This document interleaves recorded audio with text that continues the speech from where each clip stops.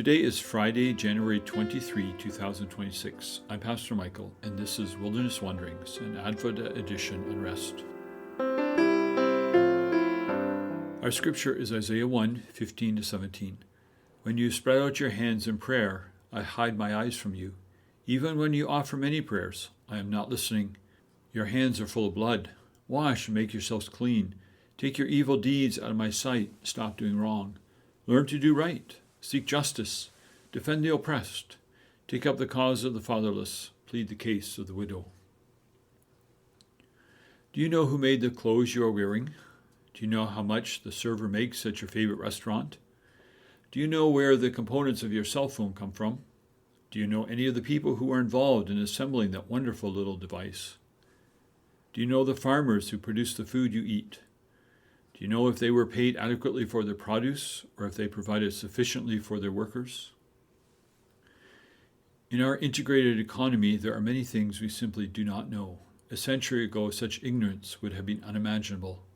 But this is the world we live in, a world of unceasing productivity and commerce in which producer and consumer are severely separated. Many are exploited in the process.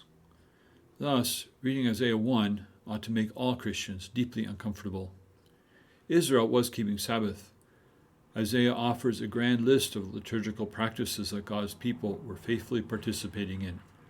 Offerings, incense, new moons, convocation, solemn assemblies, prayer, and Sabbaths. But God was not happy with any of it. He was, in fact, utterly repulsed by it, wearied. Sabbath and all its liturgical practices were not having any effect on his people. It was all fake. Oh, they stopped working all right, at least with their bodies, but their minds were still fully engaged in profit-making. Along with the unending meditation on the accumulation of goods came anxiety. If the profits were not as high as anticipated, it might crimp the size of the new house. That anxiety produced plans for coercion and exploitation. Those with money and power often find ways to make more at the expense of others. The great festival of rest had become simply another venue for restlessness. Sabbath was meant to be a return to the covenant, dependence on God and concern for neighbor. But they had created a false dichotomy between the sacred and the secular. Sabbath was for paying attention to God, the rest of the week for making money.